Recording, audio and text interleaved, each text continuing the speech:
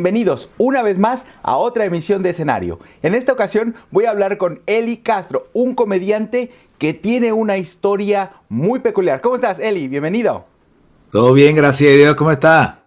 Eres abogado y dejaste las leyes para dedicarte a ser un comediante. Mucha gente no lo cree, ni mis padres lo creen algunas veces. Because we refer to any other place outside of Puerto Rico as allá afuera. Somewhere out there. ¿Y te costó trabajo llegar a esa decisión? ¿O qué? ¿Cómo es que tú determinas que vas a dejar las cortes, los juzgados y entonces te vas a dedicar a otro tipo de público? Fue un proceso largo porque el sueño de ser abogado era el sueño de mi papá. Entonces, para complacerlo, me convertí en abogado. Y no solamente pasé la reválida en Florida, sino que también pasé la reválida en Nueva York y en Chicago. Porque como estaba viajando y quería hacer diferentes shows en diferentes estados, pues imagínate, para complacer a mis padres, pasé la reválida para seguir siendo abogado para ellos. Pero con los años y con los shows me di cuenta que en sí este era mi sueño de ser comediante y no abogado. Entonces hice ese cambio, pero tomó tiempo y mucho coraje. Hold on, it's like a boat leaving the dock. Mientras tú trabajabas de abogado, ¿también hacías stand-up comedy, una cosa así? ¿Lo vinculabas o cómo? Porque uno no deja de la noche a la mañana, hace un cambio tan drástico. No, me hubiese gustado si lo hubiese hecho de un día a otro. Pero sí, fue poco a poco y algunas veces hacía shows en los fines de semana y algunas veces tenía shows con clientes en la audiencia, que nunca fue fácil. Pero poquito a poquito hasta que últimamente decidí dejar las leyes, cerrar mi oficina de leyes y ir detrás de mi sueño, porque esa es la única manera que uno sí lo puede hacer.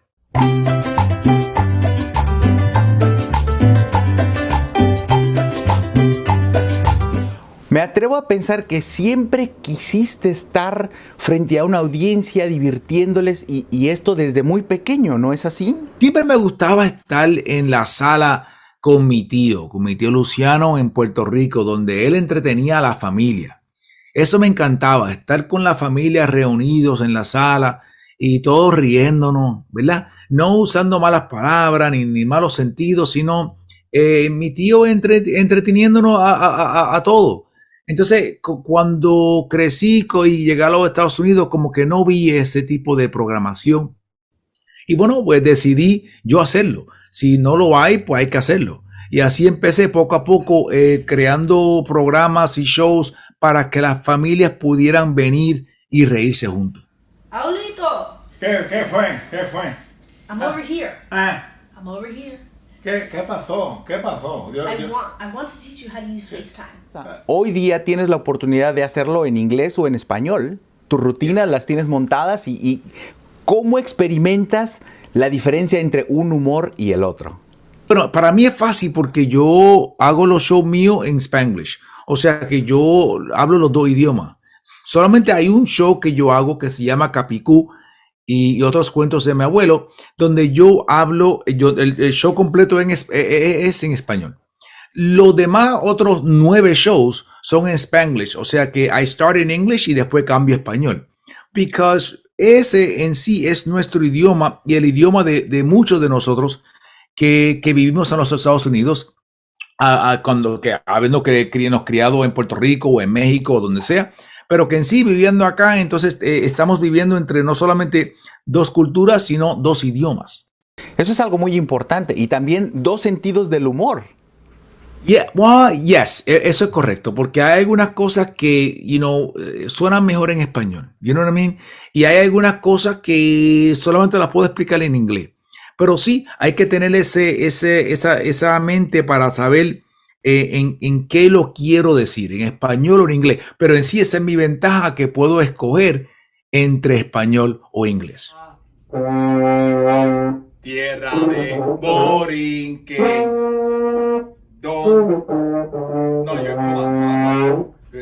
Y hay algo muy importante ahora porque has escrito un libro donde recapitulas toda esta experiencia. Muéstranoslo, por favor.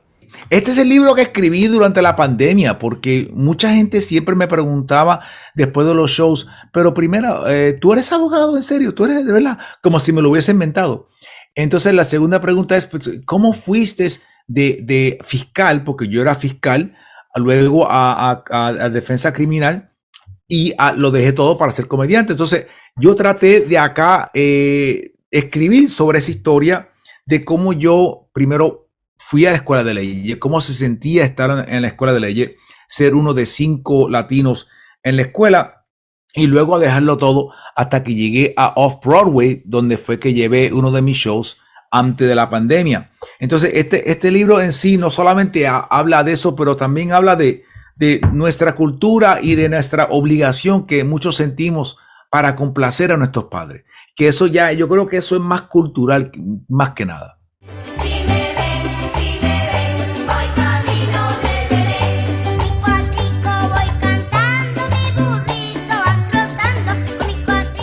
Y hablando de presentarte en Nueva York, Sí. este show con el que regresas a Nueva York, ahí en el Town Hall, que la gente, ¿cómo lo sentiste? ¿Qué ve la gente en ese show?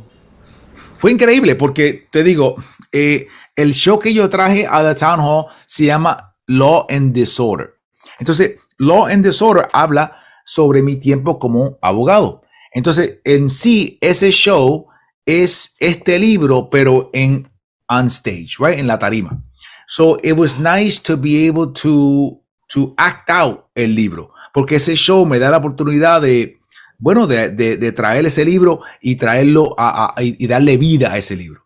So, la recepción que recibí, la recepción que siempre recibo con ese show es uno de un sentido como que no lo creen, ¿verdad? Porque lo oyen o lo leen, pero no creen que yo fui fiscal en Orlando, Florida, ¿verdad? Que yo defendí a gente que habían sido acusados de crímenes y luego lo dejé todo para entretener a familia. Y para mí eso me llena más. ¿Quieres que me vea así? Mira, mijo, Dios te bendiga. Ya voy a enganchar, mira, ya enganché. Oye, la ley y el desorden en español, haciendo referencia al conocido programa de televisión.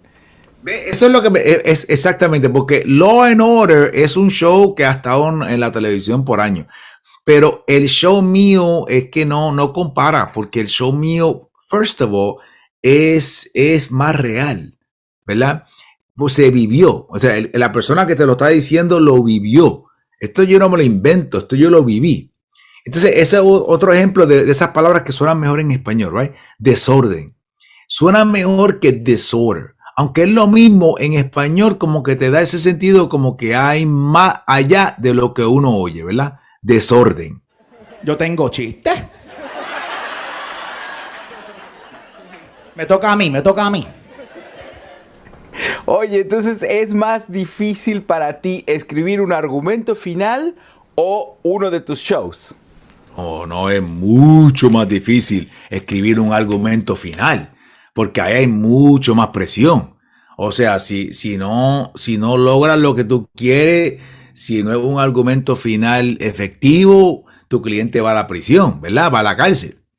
En un show, si no le gusta, pues vas para la casa, ¿verdad? A lo mejor te llora, ¿ok? Pero no, un argumento final es mucho más presión. Un argumento final es algo que yo escribo y ensayo toda la noche. No duermo. Un show, uno trabaja duro, pero no, las consecuencias son diferentes. Nice. You want to tell everybody what that is? The French horn. Yeah, you want to see the Puerto Rican horn? Yeah, sure. ¡Fuera! Oye, pues, ¿dónde puede la gente conseguir tu libro? ¿Ya está en plataformas digitales o en plataformas o en tiendas digitales? Yo solamente lo vendo después de los shows míos o en el website mío, elicastro.com. Pues ahí está, Eli, te agradezco muchísimo que nos hayas dado este tiempecito, que hayas disfrutado Nueva York y desde luego estaremos muy pendientes para la próxima vez que vuelvas. Gracias, amigo.